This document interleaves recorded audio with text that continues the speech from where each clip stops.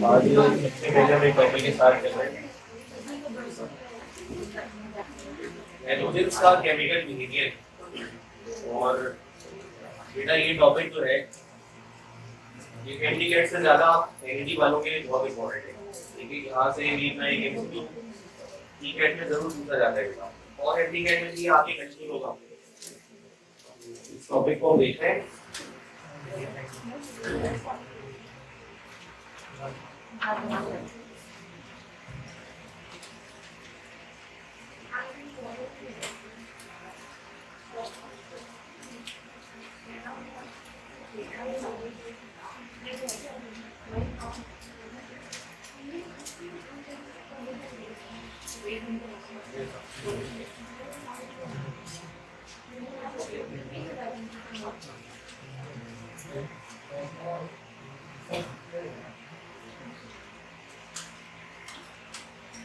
First property की heading mark करेंगे बेटा, बॉन्ड एंथैल्पीज ऑफ हेलोजेंस।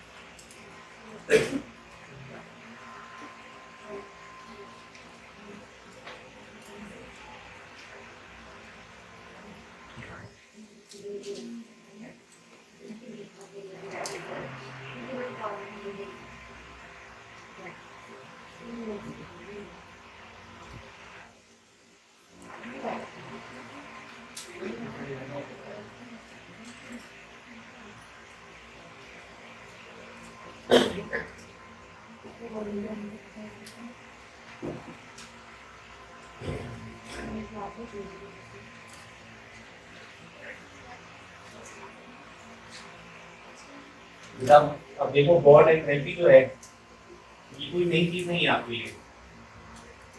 दरअसल आपने फर्स्ट ईयर में इसी कॉन्सेप्ट को बॉन्ड एनर्जी के नाम से पढ़ा हुआ है। और बॉन्ड एनर्जी या बॉन्ड एंथैल्पी जो है ये अपने नाम से वाज़ेह है कि वो एनर्जी जो किसी बॉन्ड को ब्रेक करने के लिए रिक्वायर्ड होती है उसे बॉन्ड एनर्जी कहा जाता है या बॉन्ड एंथैल्पी कहा जाता है। ये बॉन्ड एनर्जी स्पेसिफिकली अभी हम किसके लिए पढ़ रहे हैं बेटा?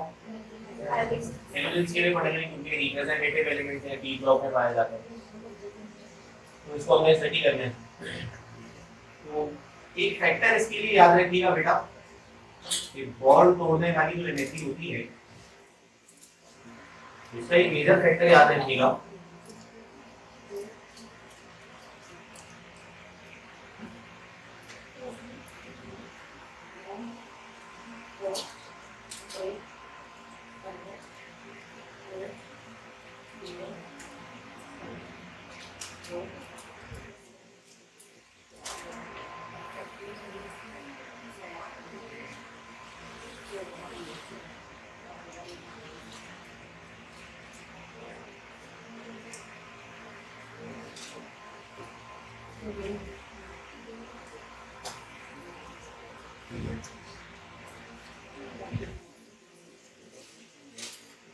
क्लास शुरू हो गई है नहीं?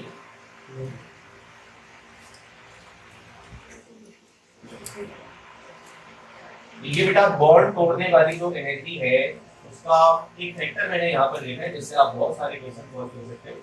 और वो क्या बेटा कि बॉन्ड एंथैल्पी का बॉन्ड लेंथ के साथ इनवर्स रिलेशन है। ये बॉन्ड लेंथ जितनी ज्यादा होगी बॉन्ड एंथैल्पी की वैल्यू उतनी क्या हो जाएगी बेटा, कम हो जाएगी। इसको हम जरा अप्लाई कर लेते हैं हेलोजन के ऊपर। और सबसे पहला हेलोजन हमारे पास होता है बेटा, सबसे पहला हेलोजन होता है, मिसाल के तौर पर ये आपके पास है एक मॉलिक्यूल और इसका फॉर्मूला है F2। F के दो एटम्स आपस में बॉन्डेड है। आप बता सकते हैं इसमें बॉन्ड लेंथ किसको कहते हैं बेटा? बॉन्ड लेंथ का क्या मतलब होगा? इन दो एटम्स का बॉन्ड बना लेने के बाद उनके उनके सेंटर्स के बीच का जो डिस्टेंस होता है वो बॉन्ड लेंथ कहलाता है। This is called bond length. अच्छा आपको पता है बेटा क्लोरीन के बाद क्लोरीन का मॉलिक्यूल आएगा। क्या क्लोरीन का मॉलिक्यूल साइज में इससे बिगर होगा बेटा?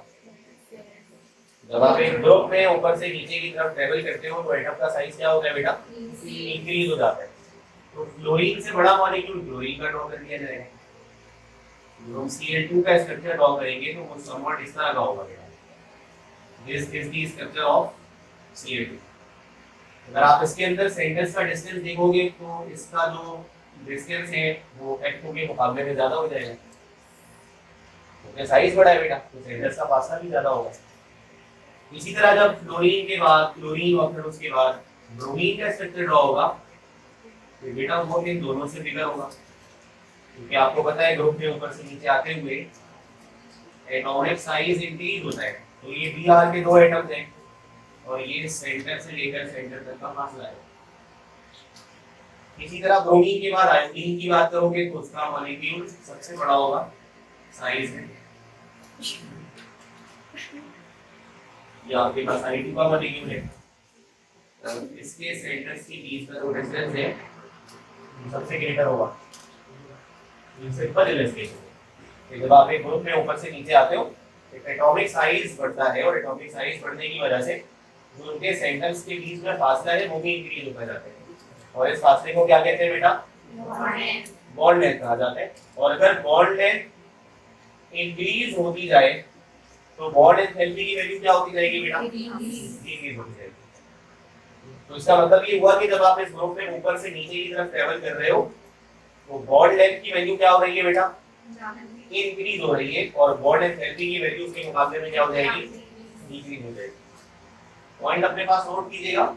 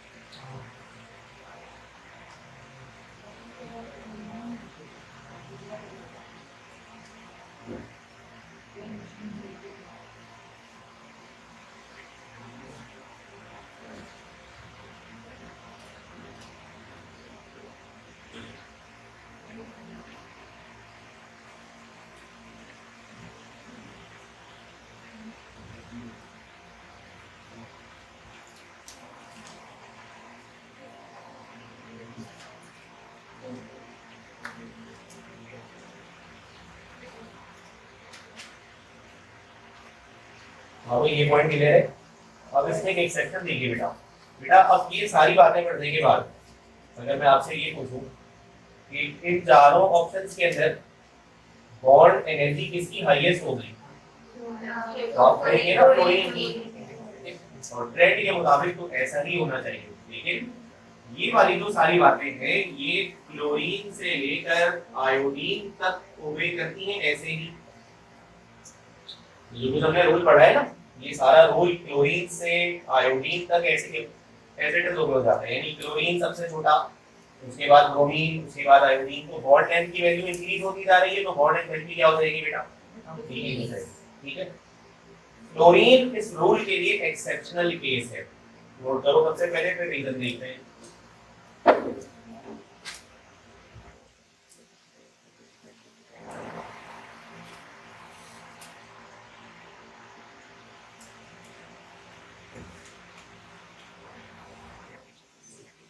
ठीक है, सबसे पहले बात, chlorine is an exception to this trend.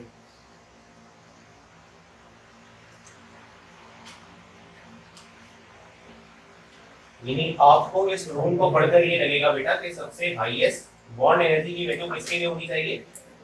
तो बताइए बेटा, क्योंकि इसकी बॉन्ड लेंथ बहुत छोटी सी है ना, एटम्स बहुत करीब करीब है, तो बॉन्ड बहुत मजबूत होगा, इसलिए उसको तोड़ने के लिए सबसे हाईएस्ट अमाउंट ऑफ एनर्जी चाहिए होगी। लेकिन ऐसा नहीं है, क्लोरीन की value of bond energy chlorine के मुकाबले में कम होती है बेटा। क्लोरीन की बॉन्ड एनर्जी क्लोरीन के मुकाबले में क्या होती है? हालांकि ज्यादा होनी चाहिए, अकॉर्डिंग टू द ट्रेंड तो ज्यादा होनी चाहिए, लेकिन कम होती है। अब सुनिए वजह ऐसा है कि क्यों कम होती है। बेटा हेलोजन कौन से ग्रुप का एलिमेंट होता है? 7A का। तो ये बताइए बेटा, फ्लोरीन के हर एटम के लास्ट ऑर्बिट में कितने इलेक्ट्रॉन होंगे? 7 होंगे। ये ग्रुप नंबर वैलेंस इलेक्ट्रॉन की तादाद बताते हैं ना बेटा। तो मान लीजिए कि ये इस एटम का लास्ट ऑर्बिट है, तो मैं इसके लास्ट ऑर्बिट में कितने इलेक्ट्रॉन ड्रॉ करूंगा बेटा? 7। के 2 4 6 और यहाँ पर 7। इसी तरह इसके पास भी होगा 2 4 6 और 7। सबके पास ऐसे ही होगा बेटा। तो ये सारे के सारे ग्रुप 7 के एलिमेंट है ना, तो सबके लास्ट ऑर्बिट में 7 इलेक्ट्रॉन होंगे बेटा। ये फर्क है दरअसल, जिसकी वजह से बॉन्ड कमजोर हो जाता है क्लोरीन का। अभी बात करते हैं उस पर। ये देखो, उसके लास्ट ऑर्बिट में भी 7 इलेक्ट्रॉन होंगे, इसके लास्ट ऑर्बिट में भी 7 इलेक्ट्रॉन होंगे। ये जरूर ड्रॉ कर लें अपने पास। ये आपसे सेकेंड ईयर की केमिस्ट्री के एमसीक्यूज में भी आपसे कम के आंसर पेपर में पूछा जा सकता है।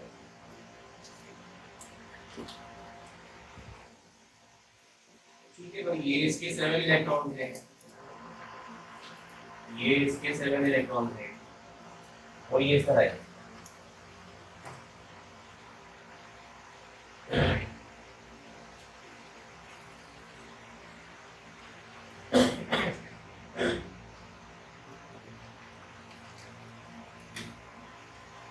बेटा इलेक्ट्रॉन्स जितने करीब होंगे उतना ज्यादा फोर्स ऑफ रिपल्जन होगा। इलेक्ट्रॉन पर नेगेटिव साइन होता है ना बेटा, तो इलेक्ट्रॉन इलेक्ट्रॉन पर कौन सी फोर्स लगाएंगे? रिपल्सिव फोर्स, एक दूसरे को पुश करने की कोशिश करेंगे बेटा। तो जरा बोर्ड पर देखिएगा, क्लोरीन की जो बॉन्ड एनर्जी की वैल्यू है वो क्लोरीन के मुकाबले में क्यों कम हो जाती है? हालांकि क्या होनी चाहिए थी? हाईएस्ट। तो कम क्यों हो जाती है? सुनिए, क्योंकि इसके इलेक्ट्रॉन्स छोटी सी जगह पर इतने ज्यादा करीब हैं कि ये एक दूसरे पर कौन सी फोर्स लगा रहे होते हैं बेटा? रिपल्सिव फोर्स लगा रहे होते हैं। इस तरह ड्रॉ कर लीजिए, ये दोनों इलेक्ट्रॉन्स, ये इसके साथ इलेक्ट्रॉन और इसके साथ इलेक्ट्रॉन एक दूसरे पर रिपल्सिव फोर्स लगा रहे होते हैं, जिसकी वजह से ये दोनों एटम्स पुश होते हैं बेटा, एक दूसरे से दूर भागने की कोशिश करते हैं, जिसकी वजह से इनका जो बॉन्ड है वो क्या हो जाता है? कमजोर हो जाता है। और कमजोर बॉन्ड को तोड़ने के लिए थोड़ी सी एनर्जी लगती है और वो बॉन्ड ब्रेक हो जाता है। लेकिन ऐसा बाकी एटमों के अंदर नहीं है बेटा। आप एक बात बताइए, क्या आयोडीन के अंदर ये फोर्स ऑफ रिपल्जन बहुत कम नहीं होगी? क्योंकि बेटा साइज बहुत बड़ा है ना, और बड़े से साइज के अंदर 6 इलेक्ट्रॉन्स रिपल्जन कर रहे हैं, लेकिन यहाँ पर तो बहुत ही छोटी सी डिस्टेंस में 6 इलेक्ट्रॉन रिपल कर रहे हैं एक दूसरे को, तो यहाँ रिपल्सिव फोर्स बहुत बड़ी होगी, प्रोमिनेंट होगी, जिसकी वजह से रिपल्जन ज्यादा क्रिएट होता है। और ज्यादा रिपल्जन क्रिएट होने की वजह से चूंकि एटम्स एक दूसरे से दूर जाने की कोशिश करते हैं, बॉन्ड वीक हो जाता है, और वीक बॉन्ड को तोड़ने के लिए थोड़ी सी एनर्जी लगती है, और इसकी बॉन्ड स्ट्रेंथ की वैल्यू क्लोरीन से क्या हो जाती है बेटा? कम हो जाती है। लिखिएगा इस बात को, due to greater force of repulsion between electrons. Note करें बेटा इस पॉइंट को।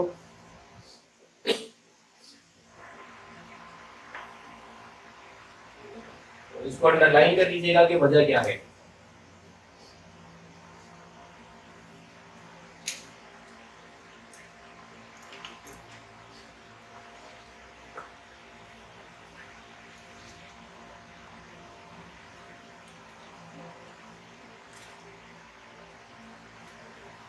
बेटा what is bond energy? Bond तोड़ने वाली एनर्जी।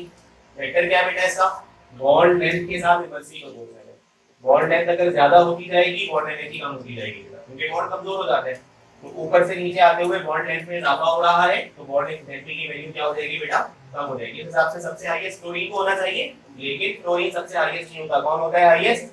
क्लोरीन ऊपर चला जाता है, क्लोरीन नीचे आ जाता है। क्यों? क्योंकि क्लोरीन के अंदर बहुत ही छोटा सा साइज है और 6 इलेक्ट्रॉन्स एक दूसरे को रिपेल कर रहे हैं, जिसकी वजह से बॉन्ड वीक पड़ जाता है और उस बॉन्ड को तोड़ना आसान हो जाता है। इसलिए उसकी बॉन्ड एनर्जी की वैल्यू क्लोरीन से क्या होती है बेटा? कम होती है। तो अगर कोई वजह आपसे पूछेंगे तो क्या वजह बताएंगे? Greater force of repulsion between electrons. Second heading mark करो भाई।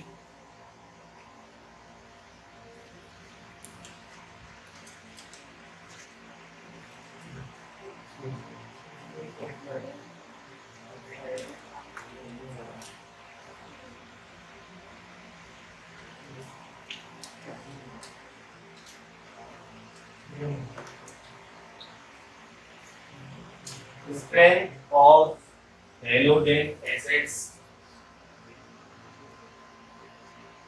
यहाँ से जो एक क्वेश्चन एमसीक्यू बेटा तकरीबन बहुत मर्तबा पूछा गया, आपको मैं बताता हूँ कौन सा एमसीक्यू है, वो सेकेंडरी केमिस्ट्री के पेपर में भी आ सकता है। Strength of halogen acids.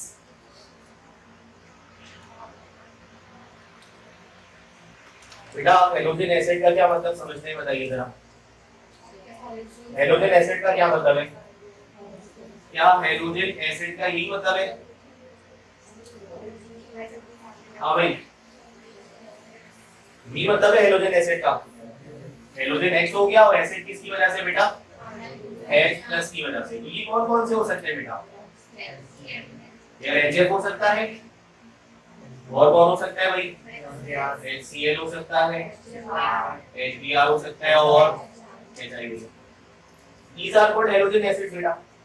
NED में एक सवाल आता है बेटा, जरा लिखिएगा अपने पास। ये चार ऑप्शन आपको देंगे और सवाल देंगे कि which one of the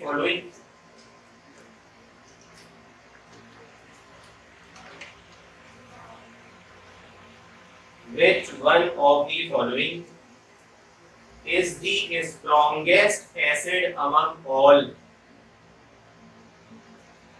बहुत इंपॉर्टेंट क्वेश्चन है बेटा। Which one of the following is the strongest acid among all।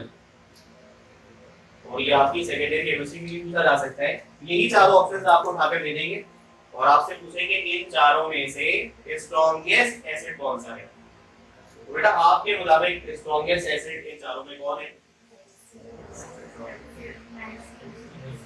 HCl। पहले तो ये बताइए स्ट्रॉन्ग एसिड का मतलब क्या होता है? जो आसानी से H+ पैदा कर दे। एसिड किसको कहते हो? जो H+ प्रोड्यूस करे वो एसिड है। और स्ट्रॉन्ग एसिड कौन होता है? जल्दी से H+ पैदा कर दे। तो बहुत वक्त ले H+ प्रोड्यूस करने में वो वीक एसिड कहलाते हैं।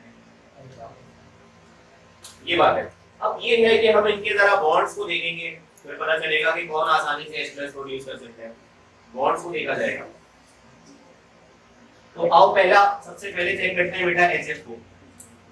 HF में क्या कहानी है?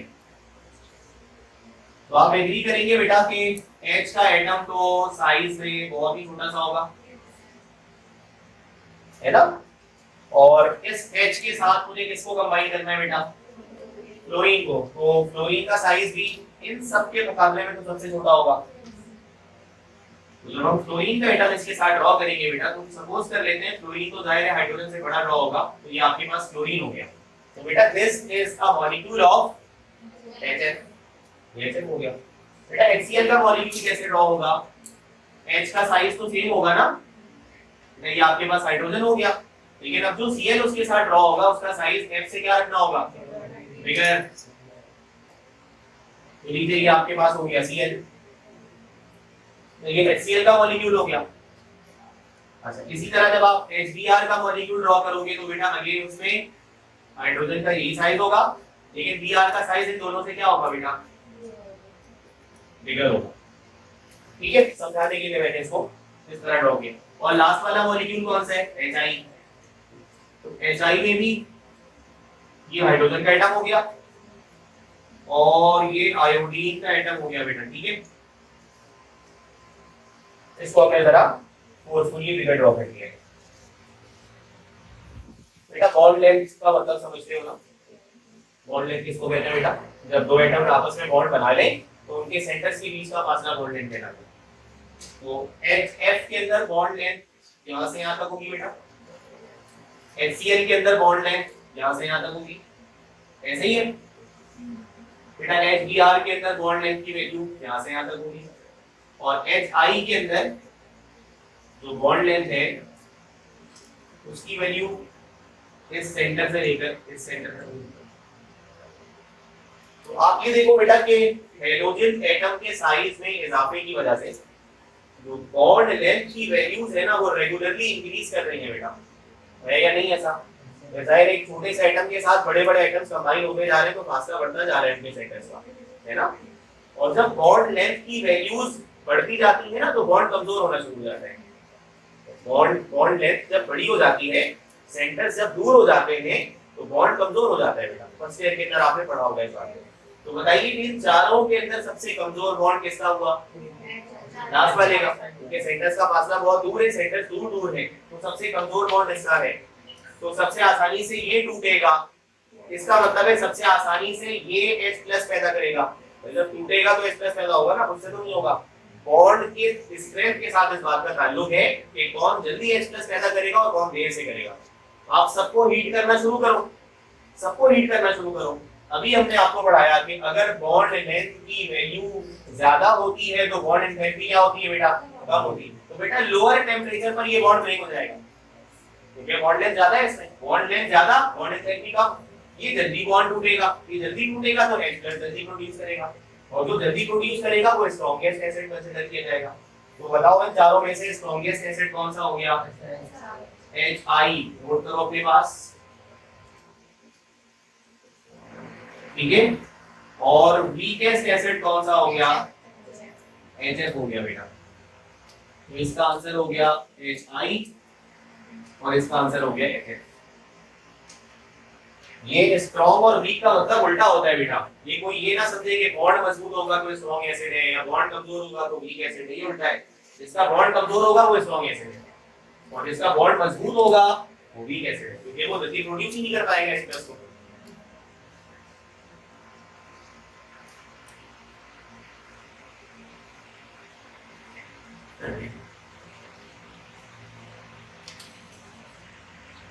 ये मोस्ट इंपोर्टेंट एमसीक्यू है बेटा, इनकी वालों के लिए तो खास तौर से जो इसको देख सकते।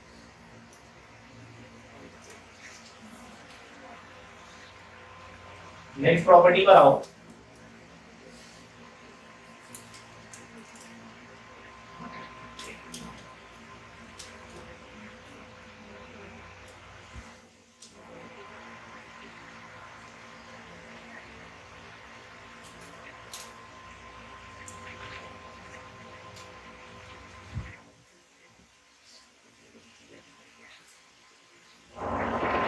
Displacement reactions of halogens.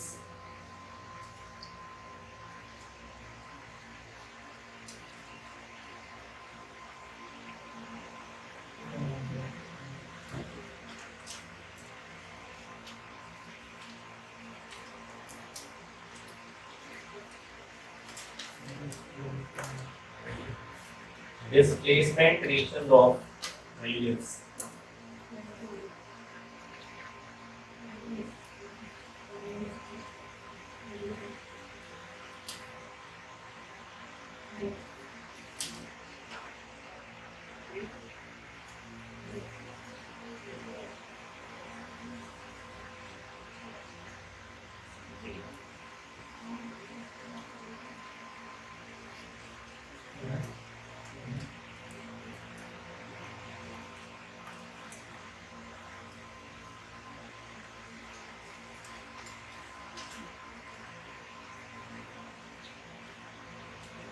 समझते हुए लिखे बेटा, तो लिखते हुए बात समझ आ जाएगी कि क्या लिखा हुआ है, फिर उसके बाद उसको अप्लाई करते हैं।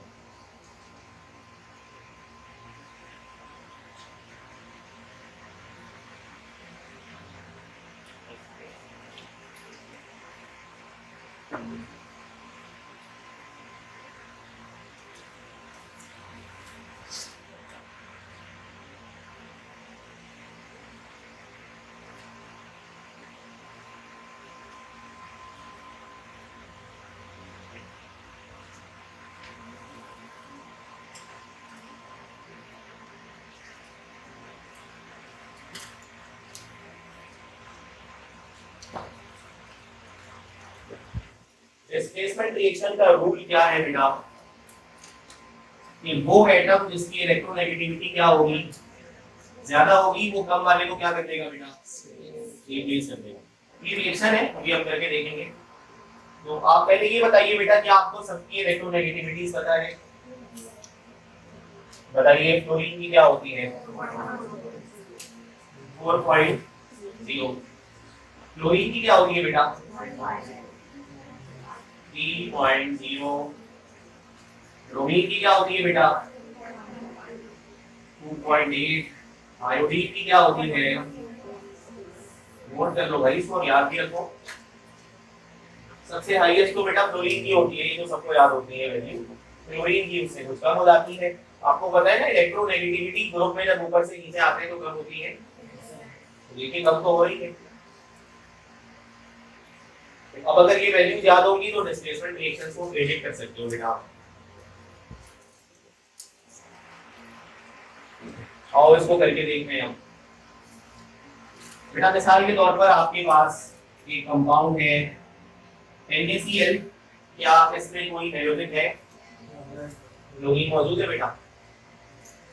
बेटा अगर मैं इस सॉल्ट के ऊपर से क्लोरीन गैस पास करूं तो आपको पता है बेटा सारे हाइड्रोजन डायटोमिक होते हैं।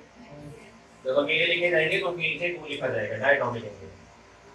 बेटा ये डिस्प्लेसमेंट रिएक्शन होगा जब दो हाइड्रोजन आपस में कंपटीशन पर आ गए ना, तो दोनों एक दूसरे को रिप्लेस करने की कोशिश करते हैं। इसको कहा जाता है डिस्प्लेसमेंट रिएक्शन। डिस्प्लेस कर देना, एक की जगह किसी और को दे देना। तो क्या ऐसा पॉसिबल है? वैल्यूज से चेक किया जाएगा। भाई फ्लोरीन NaCl पर अटैक करके Cl को हटाकर उसकी जगह लेना चाहेगा ना, तो हमको ऐसा कर भी सकता है या नहीं कर सकता, इनकी वैल्यूज डिसाइड करेंगी। तो फ्लोरीन की क्या वैल्यू है बेटा? More electronegative element. और क्लोरीन की वैल्यू क्या है बेटा? Less electronegative element. तो क्या फ्लोरीन क्लोरीन को रिप्लेस कर पाएगा? बिल्कुल कर देगा। ज्यादा इलेक्ट्रोनेगेटिव वाला कम इलेक्ट्रोनेगेटिव वाले को रिप्लेस कर देगा, यही तो रूल लिखा हुआ है। तो क्या होगा बेटा इस प्रोडक्ट में? This product will be like NaF। जो क्लोरीन है वो क्लोरीन को क्या कर देगा? रिप्लेस कर देगा। और जो क्लोरीन है ये गैस बनकर इवॉल्व आउट हो जाएगी बेटा। यानी जो स्टेटस पहले फ्लोरीन का था वो क्लोरीन का बन गया, रिप्लेसमेंट हो गई बेटा। बैलेंस कर लेंगे इक्वेशन को। आप यहाँ पे 2 लगा लोगे, यहाँ पे 2 लगा लोगे। ये सिंपल रिएक्शन है, डिस्प्लेसमेंट रिएक्शन। लेकिन अगर हम इसका रिवर्सल सोचेंगे ना बेटा, अब आपको इसकी पूरी बात समझ आएगी। जब हम इसका रिवर्सल सोचेंगे, मैं आपसे कहूंगा कि ये लो NaF और Cl2 का रिएक्शन करवाओ, तो आप देखेंगे कि यार इस रिएक्शन में तो 2 हाइड्रोजन है, डिस्प्लेसमेंट पॉसिबल है। देखो ना, F और Cl 2 हाइड्रोजन है, डिस्प्लेसमेंट हो सकता है। लेकिन फिर आप जब वैल्यू चेक करोगे ना, तो आपको लगेगा कि यार क्लोरीन क्लोरीन को रिप्लेस करना चाहता है, ऐसा मुमकिन नहीं है। कम वाला ज्यादा वाले को रिप्लेस नहीं कर सकता। ज्यादा इलेक्ट्रोनेगेटिव कम इलेक्ट्रोनेगेटिव को रिप्लेस कर सकता है। तो क्या ये रिएक्शन होगा? ये नहीं है। तो आपसे ऐसे पूछा जा सकता है बेटा, 4 रिएक्शंस आपको लिखकर दे सकते हैं और ये पूछ सकते हैं कि बताइए इसमें से कौन सा इम्पॉसिबल रिएक्शन है। तो इम्पॉसिबल वो होगा जहां पर कम वाला ज्यादा वाले को रिप्लेस कर रहा होगा, वो गलत रिएक्शन होगा, वो इम्पॉसिबल रिएक्शन होगा। और वो सारे रिएक्शन सही होंगे जिसमें ज्यादा वाला कम वाले को रिप्लेस कर रहा होगा। क्लियर है ये? अच्छा एक बात बताइए, क्या ये रिएक्शन पॉसिबल है? अगर पॉसिबल है तो कैसे कंप्लीट होगा? पॉसिबल है। कैसे पॉसिबल है? क्लोरीन की वैल्यू ज्यादा है, ब्रोमीन की वैल्यू कम है, तो ज्यादा वाला कम वाले को रिप्लेस कर देगा। तो बताइए प्रोडक्ट्स क्या बनेंगे बेटा? NaCl बन जाएगा और ब्रोमीन सेपरेट आउट होगा तो Br2 बनकर निकल जाएगा। बैलेंस कर लेंगे बेटा इसको यहाँ पर और यहाँ पर लगा लेंगे। बात समझ आ रही है? मोर इलेक्ट्रोनेगेटिव लेस इलेक्ट्रोनेगेटिव को रिप्लेस करेगा, लेस वाला मोर को रिप्लेस नहीं कर सकता।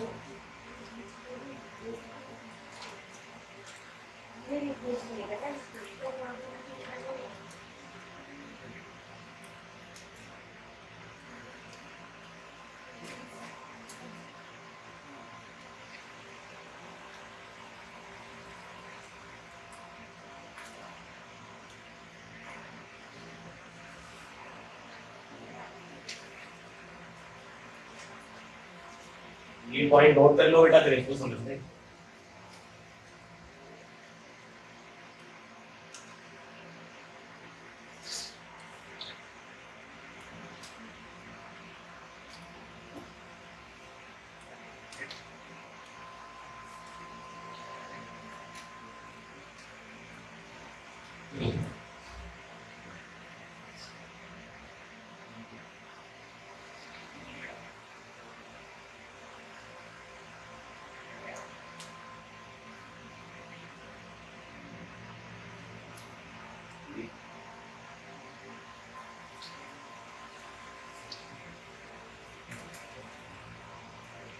बेटा सारे के सारे हेलोजेंस क्या होते हैं?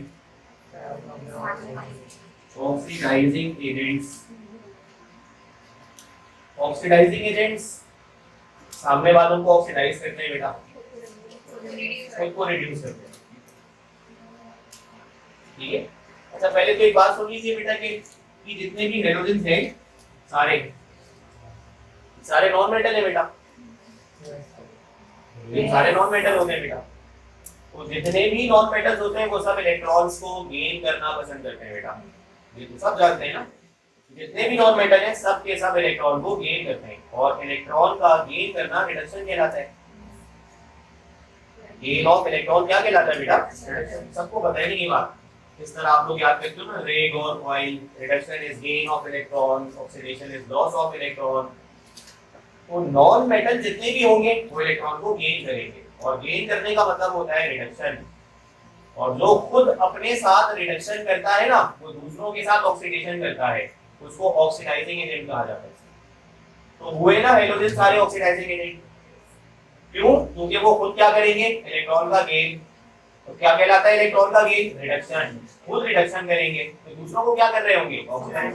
भाई खुद गेन कब करेंगे? जब वो सामने वाले का इलेक्ट्रॉन छीनेंगे ना, तो इसलिए वो ऑक्सीडाइजिंग एजेंट होंगे बेटा। ये बात। अब ये बात है कि इन चारों में से स्ट्रॉन्गेस्ट ऑक्सीडाइजिंग एजेंट कौन होगा? कौन आसानी से इलेक्ट्रॉन गेन कर लेगा? कौन आसानी से इलेक्ट्रॉन गेन कर लेगा? तो इसको देखते हैं। अच्छा देखते हैं, कह रहे हैं कि इनकी ऑक्सीडाइजिंग स्ट्रेंथ डिक्रीज हो जाती है down the group. Oxidizing agent इसकी जो प्रॉपर्टी है बेटा वो डाउन द ग्रुप क्या हो जाती है? डिक्रीज हो जाती है। इसका मतलब है कि सबसे बुरा ऑक्सीडाइजिंग एजेंट आयोडीन होगा, सबसे बुरा, वीकेस्ट। ये वाला सवाल सेकेंडरी की केमिस्ट्री की बुक में चैप्टर 1 में भी मौजूद है। और सबसे अच्छा ऑक्सीडाइजिंग एजेंट कौन होगा? बिल्कुल आप समझ लोगे, अभी इसमें क्या मुश्किल है। देखो ये सारे एटम्स है ना बेटा, ये मैं समझा दूं, ये फ्लोरीन का एटम है, ये क्लोरीन का एटम है, ये ब्रोमीन है, ये आयोडीन है, सब सारे के सारे नॉन मेटल्स हैं। नॉन मेटल्स का काम इलेक्ट्रॉन को क्या करना होता है? गेन करना होता है। तो बेटा एक बात बताइए, सपोज कर लें कि ये आपके पास फ्लोरीन हो गया, क्लोरीन हो गया, ब्रोमीन हो गया, आयोडीन हो गया, मैं इन सब के सामने एक इलेक्ट्रॉन लाकर रख दूं और कहूं कि गेन करो, तो कौन आसानी से गेन करेगा? क्यों? क्योंकि उसका न्यूक्लियस सबसे करीब होगा। क्यों? क्योंकि उसका साइज सबसे छोटा है। क्या ख्याल है बेटा? सबसे आसानी से गेन ये करेगा, उससे मुश्किल इसको होगी, उससे मुश्किल इसको होगी, सबसे ज्यादा मुश्किल इसको होगी, तो ये सबसे आसानी से गेन करेगा। और गेन करने का मतलब होता है रिडक्शन, मतलब ये सबसे आसानी से रिडक्शन करेगा। सबसे आसानी से रिडक्शन करने का मतलब है कि ये दूसरों को सबसे आसानी से ऑक्सीडाइज करेगा। तो स्ट्रॉन्गेस्ट ऑक्सीडाइजिंग एजेंट कौन हो गया और वीकेस्ट कौन हो गया? तो नोट कर लो बेटा अपने पास, F2 is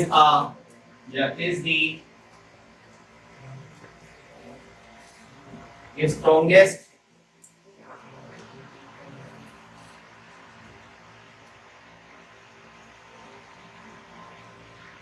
और लास्ट पॉइंट में लिखो iodine is the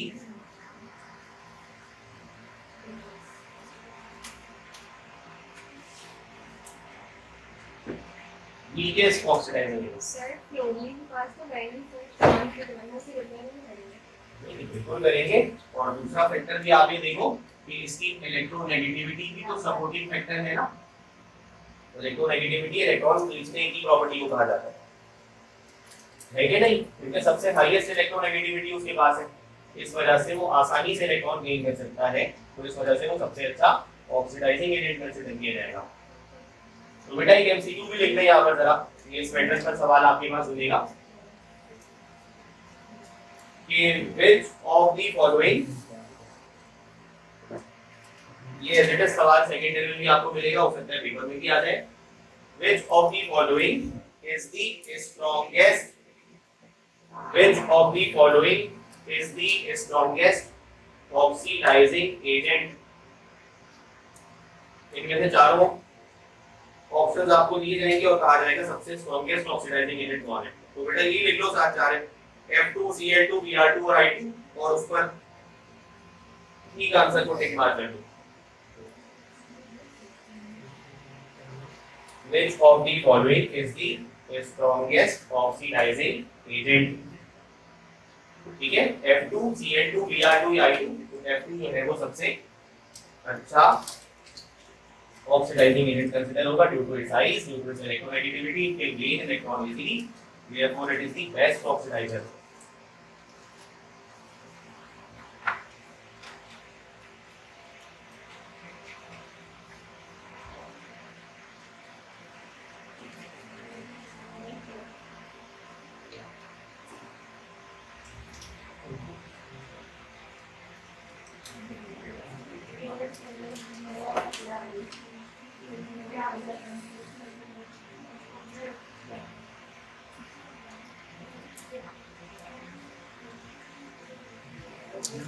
next property है बेटा reducing strength of allied ions। अब हेलोजन नहीं लिखा है मैंने, reducing strength of allied ions। पिछली हेडिंग में बेटा बात मुख्तलिफ थी, पिछली हेडिंग में हमने हेलोजन का लफ्ज इस्तेमाल किया हुआ था, अब हम कह रहे हैं एलाइड आइंस। ठीक है, एलाइड आइंस।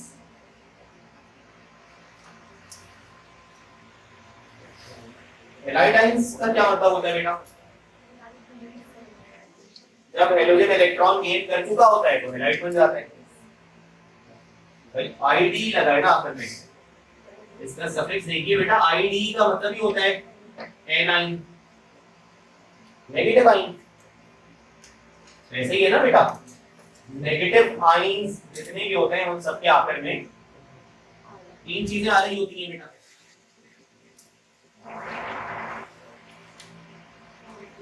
और वो क्या क्या हो सकता है, आइड हो सकता है, ठीक है बेटा, आइड हो सकता है और एट हो सकता है, ठीक है बेटा। जितने भी एन आइंस होते हैं उन एन आइंस के आखिर में या तो आइड आता है या आइड आता है या एट आता है। तीनों के तीनों नेगेटिव आइंस होते हैं बेटा, और इन तीनों के अंदर सुनिएगा आइड वाले एनाइन में लीस्ट अमाउंट ऑफ ऑक्सीजन होता है। अगर आप मुझसे पूछोगे कि सर तीनों ही नेगेटिव है तो फर्क क्या है तीनों में, तो फर्क ऑक्सीजन एटम्स का होता है। यानी सबसे लीस्ट ऑक्सीजन यहाँ पर आता है, उससे हायर ऑक्सीजन आइड में होता है, और सबसे हाईएस्ट ऑक्सीजन कहाँ पर होता है, एट में होता है। जैसे जैसे आप इस तरफ से इस तरफ ट्रेवल करोगे ना ऑक्सीजन बढ़ता जाएगा, ये फर्क होता है तीनों में। मैं आपको मिसाल दे देता हूँ। फॉर एग्जाम्पल अगर मैं आपसे कहता हूँ बेटा कि एक आइन आपके पास है S-2, ठीक है, और एक आइन आपके पास है SO3-2, और एक आइन आपके पास है SO4-2। तो बेटा ये इसका नाम तो सबको पता है, sulphate. This is called sulphide, sulphide, and this is called sulphide. इसमें तो कोई भी ऑक्सीजन नहीं है बेटा, इसमें उससे ज्यादा ऑक्सीजन है और इसमें सबसे ज्यादा ऑक्सीजन है। तो आइड, आइड, एट ये नेगेटिव आइंस के आखिर में लगाए जाते हैं, और इन सबों के अंदर ऑक्सीजन की क्वांटिटी आप देख लो, ठीक है। ये ऐसे भी होता है, ये बहुत सारी जगहों पर देखा जा सकता है, ये बहुत सारी जगहों पर देखा जा सकता है। लेकिन N-3, अब सबके नाम तो खुद ही बता देना। NO2-1, NO3-1, इसका नाम बताओ, नाइट्राइड। इसको क्या पढ़ोगे, नाइट्राइड, और इसको क्या पढ़ोगे, नाइट्रेट। ऐसे ही होता है, जैसे फॉस्फाइड, फॉस्फाइड, फॉस्फेट। तो ये आप याद रखिएगा कि ऑक्सीजन के टर्म्स में इंक्रीज हो रहे होते हैं बेटा। तो फिल वक्त हम ये वैसे मैंने बात कर ली, फिल वक्त हम बात कर रहे हैं हैलाइड आइंस के बारे में। हैलोजन जब नेगेटिव चार्ज रखता है अपने ऊपर तो उसे हैलाइड कहा जाता है, ठीक है। तीन बातें होती है बेटा, हैलोजन जो है तीन तरह का हो सकता है ना, ये जो एक्स है, यानी एक्स न्यूट्रल हो सकता है, एक्स आपके पास पॉजिटिव हो सकता है, और एक्स आपके पास नेगेटिव हो सकता है बेटा। ये बात वैसे सुन लो, जब ये न्यूट्रल होता है तो सिंपली इसको क्या कहा जाता है बेटा, हैलोजन कहा जाता है। जब ये पॉजिटिव होता है तो इसे हेलस कहा जाता है, और जब ये नेगेटिव होता है तो इसे क्या कहा जाता है बेटा, हैलाइड कहा जाता है। जब हैलोजन पर कोई साइन नहीं होता तो हैलोजन कहलाता है न्यूट्रल। जब पॉजिटिव चार्ज रखता है तो हेलस कहलाता है, और जब नेगेटिव चार्ज रखता है तो हैलाइड कहलाता है। जैसे Cl पर अगर मिसाल के तौर पर कोई चार्ज नहीं है तो Cl को आप क्लोरीन कहोगे। Cl पर अगर पॉजिटिव चार्ज है क्लोरस कहोगे। मैंने लिखा ना जनरल हेलस, तो क्लोरीन क्लोरस होगा, ब्रोमीन ब्रोमस होगा, आयोडीन आयोडस होगा। लेकिन अगर क्लोरीन पर नेगेटिव होगा तो ये क्लोराइड कहलाएगा। ये बात सबको पता है। तो हम बात कर रहे हैं फिर वक्त क्लोराइड आइंस की, आयोडाइड की, ब्रोमाइड की, हैलाइड की बात की जा रही है। तो बेटा मिसाल के तौर पर आपके पास सपोज कर लो कि ये है F, ये है Cl, ये है Br, और ये है I। इंक्रीजिंग साइज बेटा सबके लास्ट ऑर्बिट में कितने इलेक्ट्रॉन्स होंगे, 7 होंगे। किसी का भी ऑर्बिट पूरा तो नहीं है, सब कितने इलेक्ट्रॉन गेन करेंगे बेटा, एक इलेक्ट्रॉन गेन करेंगे।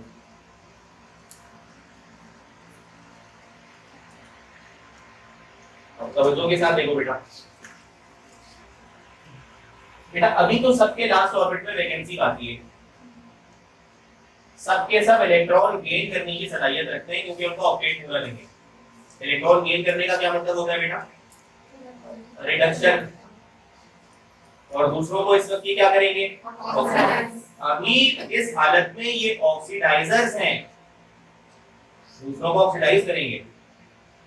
लेकिन मान लो इसने एक इलेक्ट्रॉन गेन कर लिया, now it becomes F minus, gain कर लिया ना इलेक्ट्रॉन को F माइनस, इसने भी गेन कर लिया Cl माइनस, इसने भी गेन कर लिया Br माइनस, इसने भी गेन कर लिया I माइनस। क्या अब ये मजीद इलेक्ट्रॉन को गेन कर सकते हैं? तो ऑक्टेट पूरा हो चुका बेटा, लास्ट ऑर्बिट में 8 इलेक्ट्रॉन आ चुके, अब ये गेन तो नहीं कर सकते। अब ये लूज करेंगे इलेक्ट्रॉन्स को, क्या ख्याल है? गेन तो नहीं कर सकते ना, ये ऑक्टेट पूरा हो चुका है इनका, अब ये लूज कर देंगे मुझे, अब हीट करोगे तो लूज करेंगे। आपको याद होगा क्लोरीन्स के लिए, चलो बात आखिर में करते हैं, ये जितने भी एटम्स हैं, ये जितने भी आयंस हैं, ये सब इलेक्ट्रॉन लूज करने की पोजीशन में गेन तो नहीं कर सकते हैं। अच्छा जब ये लूज करेंगे तो खुद के साथ ऑक्सीडेशन करेंगे, भाई लॉस ऑफ इलेक्ट्रॉन ऑक्सीडेशन होता है ना, खुद के साथ ऑक्सीडेशन करेंगे मगर सामने वाले को क्या करेंगे? रिड्यूस। जो अपने साथ करेंगे उसका उल्टा सामने वाले के साथ करेंगे। अब ये कौन से एजेंट बन गए? ये बन गए रिड्यूसिंग एजेंट। और समझ पा रहे हैं आप? जब हेलोजन होता है ना, हेलोजन मतलब न्यूट्रल, जब हेलोजन होता है तो उसकी कौन सी प्रॉपर्टी होती है? ऑक्सीडाइजिंग। और जब वो हेलाइड बन जाता है मतलब माइनस, मतलब वो गेन कर चुका होता है, तो अब वो क्या प्रॉपर्टी रखता है अपने पास? ये बात समझ आ रही है बेटा? अगर एमसीक्यू लिखेंगे तो देखना वो भी बिल्कुल ट्विस्ट हो चुका होगा, तो बात भी बिल्कुल मुख्तलिफ होगी। तो अब एक बात जरा सुनिए कि ये सब के सब आयंस हैं, सबके पास नेगेटिव चार्ज है, सब इलेक्ट्रॉन यूज करने की पोजीशन में खड़े, कौन आसानी से यूज कर सकता है? बड़ा वाला एटम, बड़ा वाला एटम वाई, उसका न्यूक्लियस सबसे दूर है, न्यूक्लियस की गिरफ्त उसके लास्ट इलेक्ट्रॉन पर वीकेस्ट है, तो हल्की सी हीट पर इसका इलेक्ट्रॉन बाहर आ जाएगा। क्या ख्याल है बेटा? तो सबसे अच्छा लूज करने वाला कौन होगा? और लॉस करने का मतलब होता है ऑक्सीडेशन, तो कौन आसानी से ऑक्सीडेशन करेगा? आयोडीन। तो कौन आसानी से दूसरों को रिड्यूस करेगा? एमसीक्यू देखो, which of the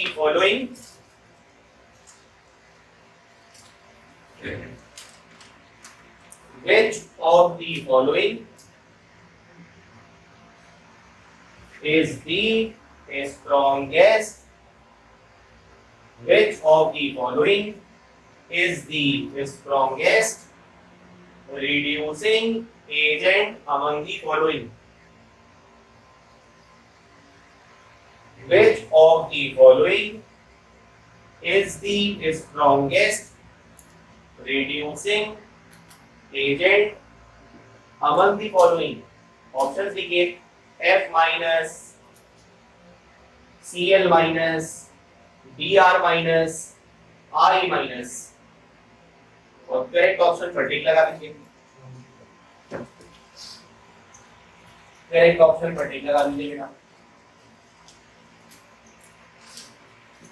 ठीक है, और यहाँ पर चाहे एक ऑर्डर इस तरह लिख लीजिए बेटा, I minus, Br minus, Cl minus, F minus. क्या ख्याल है बेटा? ये ऑर्डर ठीक है? ये ऑर्डर ठीक है। ये किस चीज का ऑर्डर है? रिड्यूसिंग स्ट्रेंथ का ऑर्डर है। तो सबसे ज्यादा रिड्यूस करने की सलाहियत किसकी है? आई की। उससे कम किसकी है? Br की। उससे कम किसकी है? उससे कम किसकी है? और ये मैंने आपको साइज के फैक्टर से समझा दिया है। लेकिन बेटा अगर इसका रिवर्सल हेलोजन की सूरत में देखा जाएगा ना, तो हेलोजन्स के लिए यहाँ पर इसकी कौन सी प्रॉपर्टी थी? ऑक्सीडाइजिंग। अगर इसका ऑर्डर पूछूंगा तो उसको उल्टा कर दोगे ना? क्या ख्याल है बेटा? तो कैसे लिखोगे यहाँ पर ऑर्डर? F2, उसके बाद Cl2, उसके बाद Br2, और लास्ट में किसको लिखोगे बेटा? क्योंकि दोनों का काम रिवर्स हो गया बेटा, यहाँ पर इसका काम लूज करना है, यहाँ पर इसका काम गेन करना है, तो ऑर्डर को उल्टा कर देंगे, घुमा देंगे, और दोनों बातें भी आपको मैंने एक्सप्लेन कर दी है। तो ऑर्डर भी नोट कर लो बेटा, इसका ऑर्डर इस तरह है, इसका ऑर्डर इस तरह है।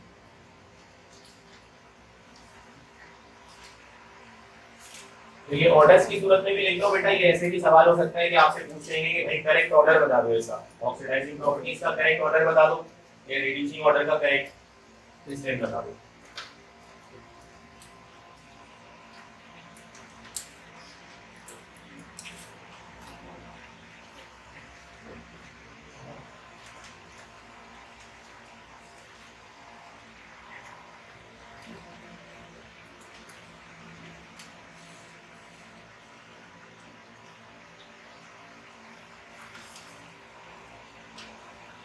नेक्स्ट हेडिंग मार्क कीजिए, detection of halide ions.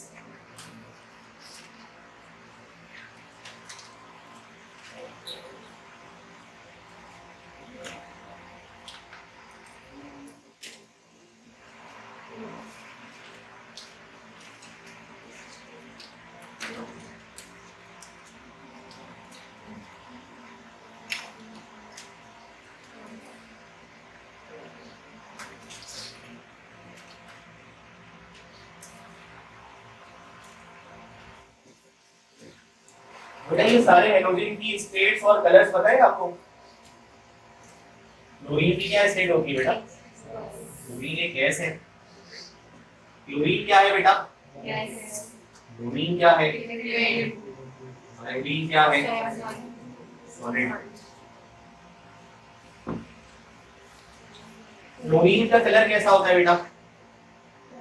Orange. Orange colour gas. Chlorine को पता होगा, ग्रीन कलर की गैस है। क्लोरस का उसका मतलब ही होता है ग्रीन। और ब्रोमीन का कलर कैसा होता है? ब्राउन कलर होता है बेटा। और आयोडीन का कलर कैसा होता है? Black.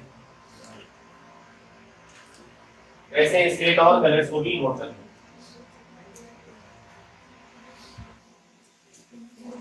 Detection of halide ions. बेटा मिसाल के तौर पर एक पॉइंट अपने पास नोट कर लो,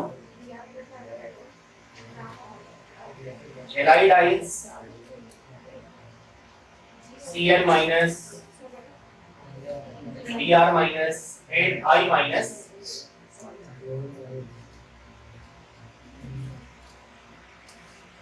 can be detected by lunar caustic.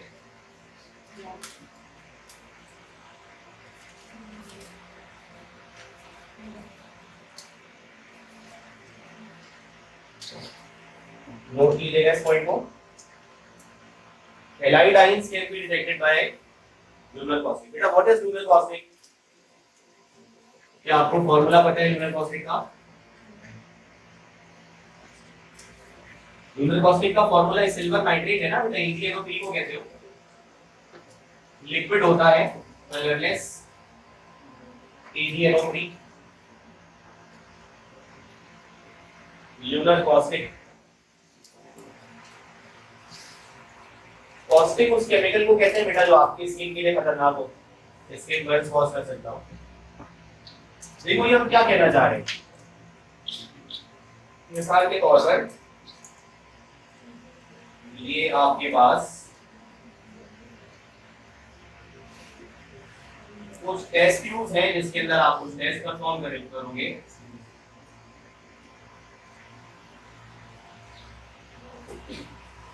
ठीक है, तीनों के अंदर आपने 3 तरह के सॉल्यूशन फिल कर लिए बेटा। मान लीजिए इस टेस्ट ट्यूब में भी, इस टेस्ट ट्यूब में भी, इस टेस्ट ट्यूब में भी आपने वाटर फिल किया, और वाटर फिल करने के बाद इस टेस्ट ट्यूब में आपने एक सॉल्ट डाल दिया NaCl,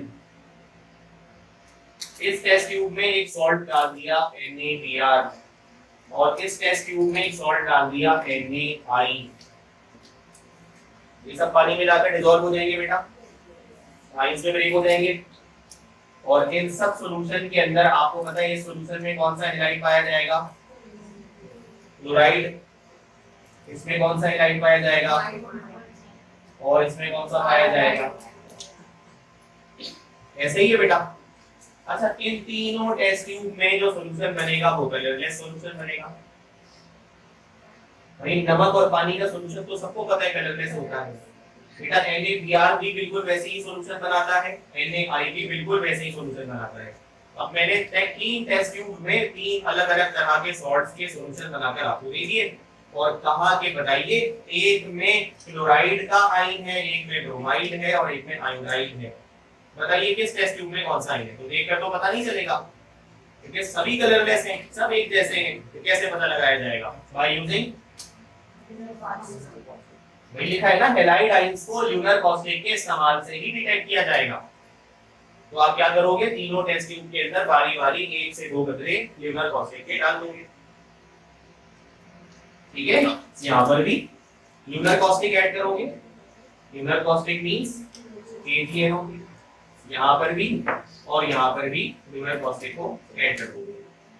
बेटा जैसे ही आप ल्यूनर कॉस्टिक के सॉल्यूशन के अंदर डालोगे जिसमें क्लोराइड आयन मौजूद था, उस टेस्ट ट्यूब का कलर आपको मिल्की वाइट मिल जाएगा। बेटा कलर नोट डाउन कर लेना। जिस टेस्ट ट्यूब में Br- मौजूद था उस टेस्ट ट्यूब का कलर आपको कैसा मिल जाएगा? ऑफ वाइट मिल जाएगा। और जिस टेस्ट ट्यूब के अंदर आयोडाइड मौजूद था उसका कलर कैसा मिल जाएगा? येलो मिल जाएगा। बेटा तो कलर चेंजेस से आप ये बताओगे कि किस टेस्ट ट्यूब में कौन सा हैलाइड आयन मौजूद था। तीन तरह के हैलाइड आयंस को इससे डिटेक्ट किया जाता है बेटा, क्लोराइड को, ब्रोमाइड को और आयोडाइड को। अगर ल्यूनर कॉस्टिक डालें तो जिस सॉल्यूशन में क्लोराइड का आयन होता है सॉल्यूशन का कलर कलरलेस से क्या हो जाता है बेटा? मिल्की वाइट हो जाता है। फिर इस सॉल्यूशन में ब्रोमाइड होता है उसका कलर ऑफ वाइट हो जाता है और जिस सॉल्यूशन में आयोडाइड मौजूद होता है उसका कलर कैसा हो जाता है बेटा? येलो हो जाता है। आप बता सकते हैं ये कलर किसकी वजह से प्रोड्यूस होते हैं बेटा? तो यहाँ तक की बात आपके लिए हुई है, लेकिन ये क्यों प्रोड्यूस होते होंगे? क्योंकि इनका आपस में रिएक्शन होता है, ये दोनों आपस में रिएक्शन करते हैं।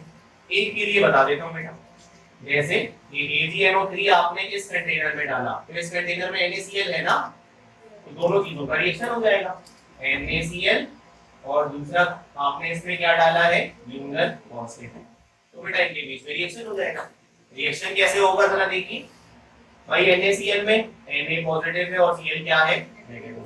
Ag पॉजिटिव है और NO क्या है?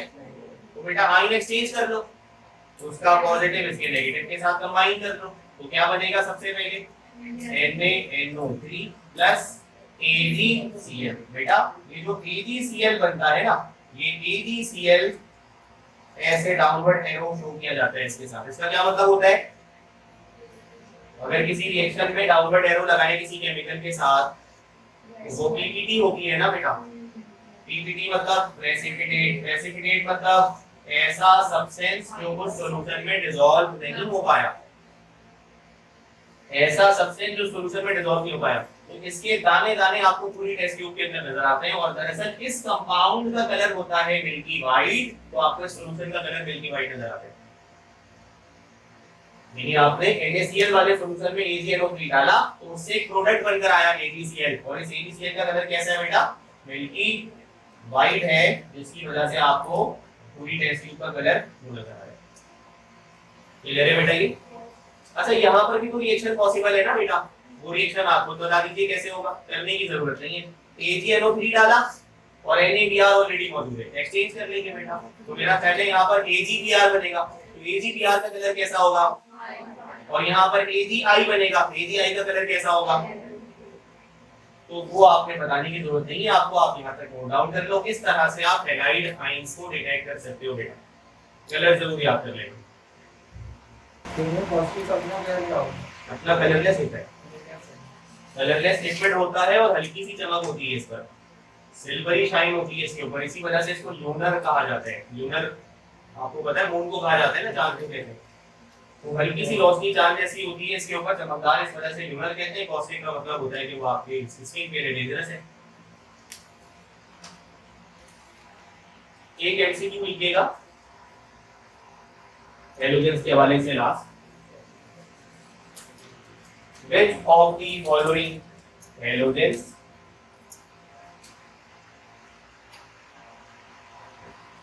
is the most reactive one? Which of the following halogens is the most reactive one. FClBrI सबसे ज्यादा रिएक्टिव कौन है भाई इन चारों में से? इन चारों में सबसे ज्यादा रिएक्टिव कौन है? क्लोरीन है। वजह बताइए। भाई सारे नॉन मेटल हैं, सबका काम इलेक्ट्रॉन गेन करना है ड्यूरिंग द रिएक्शन। तो क्लोरीन सबसे छोटा होता है, सबसे ज्यादा इलेक्ट्रोनेगेटिविटी रखता है, इलेक्ट्रॉन आसानी से पुल कर सकता है अपनी तरफ, इस वजह सबसे ज्यादा रिएक्टिव होता है। कोई सवाल है बेटा यहाँ तक किसी का? कंटिन्यू करते हैं नेक्स्ट क्लास।